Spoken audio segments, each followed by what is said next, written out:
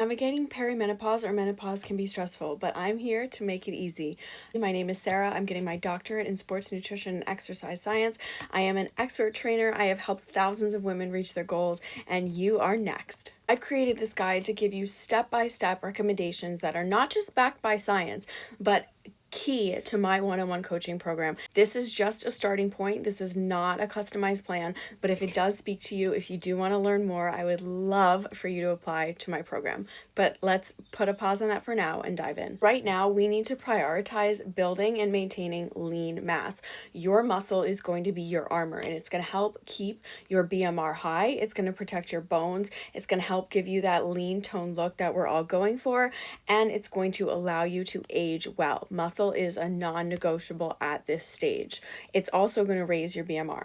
To build adequate muscle, we need to be eating appropriately. Workouts are really important, but nutrition at this stage in your life is gonna honestly be even more important. So that means you need to consume at least your body weight in protein in grams per day. So you can use this guide. So 2.2 grams per kilo is going to get you right to that body weight in pounds. If you want to eat a little bit more than that, if that's your preference, you totally can. Protein is the most expensive macro. So this also means that for all the extra protein you eat, you will burn a few more calories digesting your food. Just a fun little side note. So at this time, we also want to make sure that we're minimizing high sugar carbohydrate. Carbs are your friends, but as estrogen declines, our ability to process glycogen as well as we used to will suffer. So what does this mean? We want to turn towards carbohydrate sources like potatoes, beans, lentils, chickpeas, oats, brown rice, white rice, anything that is really fiber rich, but also is lower in fructose, glucose, sucrose, lactose, etc. Fiber is really important during this time because it's also going to help make sure that estrogen is not building up in your body, and it's also going to make sure that your bowel movements stay regular, and anytime we have hormone disruption, that can affect digestion. The next super important piece here is you're going to start prioritizing healthy fat. So even if you've been low fat your whole life, you are going to start eating more fat, specifically polyunsaturated fats that are high in omega-3s. So yes, you can just take a supplement, but ideally you will reach for more sources of omega-3s in your diet, partly because they're delicious and amazing, but also because they're fairly no nonsense. And even if you don't like fattier fish, you can reach for things like pumpkin seeds, which will get you to your omega-3 goals really fast. I also recommend using avocado or olive oil spray, so you're not devoting a lot of your calories to cooking oil. This is really going to help make sure that you're getting as many nutrients in as possible and you're maximizing your caloric intake.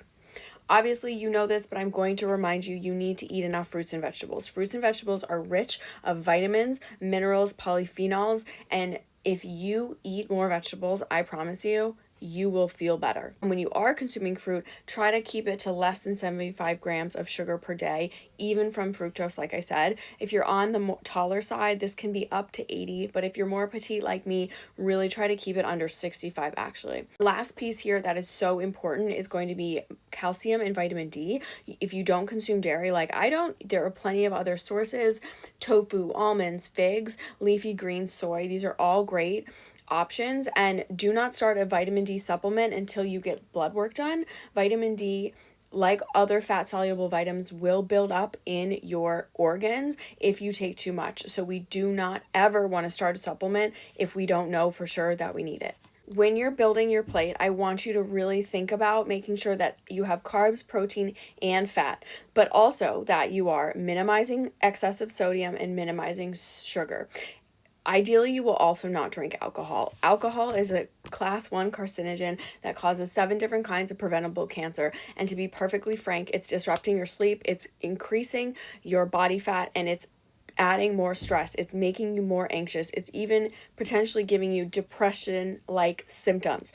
Just say no. You don't need it. You are better than poisoning your body. Also, it's important that while we need to hit our protein goal and we always want to reach for whole foods first instead of protein powders, that we still don't want to be overdoing red meat, and we definitely don't want to be consuming processed meats, because processed meats are also a class 1 carcinogen, which means that we know they cause cancer. Since you're here, you probably already have these down pat. You need to make sure you're getting regular physical exercise. Ideally, you're going to be lifting 4 times a week week. Most of my clients like to do 2 upper, 2 lower body sessions. If you only have 3 sessions, you can do full body workouts, and you're going to sprint 1 to 3 times a week depending on your current conditioning.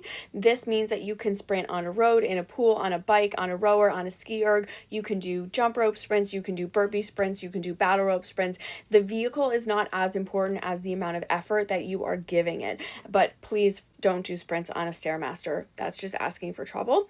And ideally, you will also be taking a consistent amount of steps every single day. This could be 8,000, this could be 10,000, really whatever your normal is, plus 1 to 2,000 if you're not currently where you want to be body composition wise. And of course, you will not be smoking, because once again, we know that definitely causes cancer. In this guide, you will have the link to my app, my workout program app, which also has meal plans in it. But if you're really looking for that custom one-on-one approach, if you're looking for an accountability partner, if you're looking for someone who has the ability to get you labs, get you connected with a functional medicine doctor, that is going to be my one-on-one program. This is my most exclusive and my most valuable offer, because you and I are going to get to know each other so well over 6 months.